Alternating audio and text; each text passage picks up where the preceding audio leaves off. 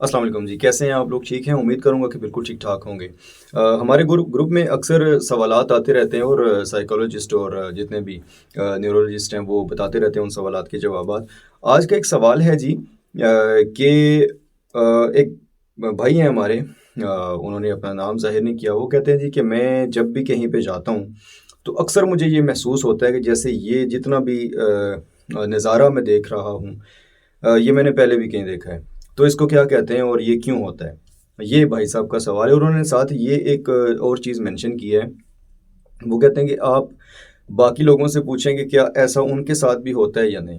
اچھا جی، میں سب سے پہلے آپ کو یہ بتا دوں کہ یہ آپ اکیلے نہیں ہیں اس دنیا میں جن کو یہ چیز محسوس ہوئی ہے، بلکہ یہ دنیا کے تقریباً 2/3 لوگ محسوس کرتے ہیں جو ابھی پیدا ہو رہے ہیں اس دنیا میں۔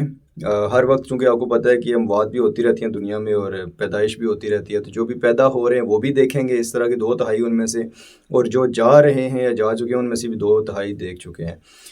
تو یہ آپ پہلے نہیں ہیں۔ دوسری بات آپ کو بتاؤں، فرانسیسی زبان میں ایک ورڈ ہے ڈیجا وو، DEJAVU، آپ اس کو سرچ کر سکتے ہیں۔ ڈیجا وو اس کو کہا جاتا ہے اور یہ فرانسیسی زبان کا لفظ ہے۔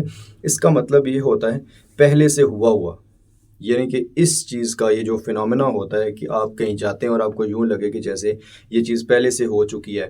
فار ایگزامپل میں ویڈیو بنا رہا ہوں، مجھے یہ فیل ہو کہ اچانک سے فیل ہو جیسے میں یہ ویڈیو اسی ٹاپک پہ پہلے بنا چکا ہوں۔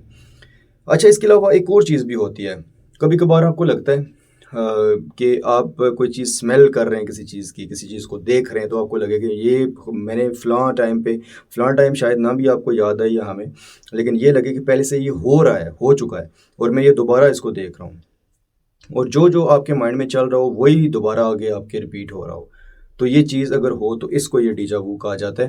اچھا جی، ڈیجا وو کیوں ہوتا ہے؟ معمہ ہے بالکل، ابھی تک کسی نیورولوجسٹ کو یا کسی سائیکالوجسٹ کو، کسی ماہر نفسیات کو ابھی تک نہیں پتہ چل سکا کہ یہ کیا ہے۔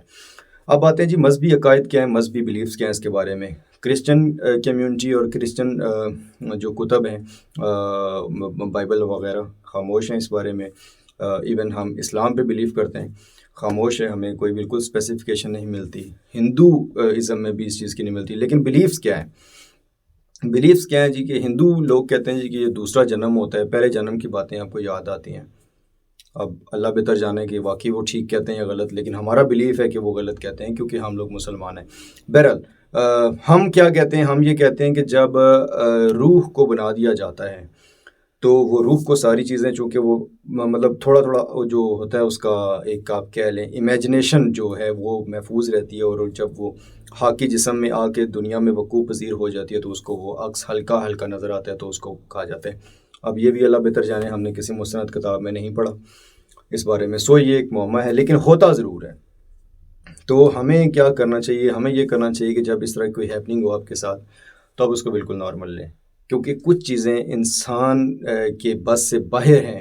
ایکسپلین کرنا، اس کو دیکھنا، اس کو محسوس کرنا، یہ انسان کے بس سے باہر، اور یہ بھی ایک معمہ ہے۔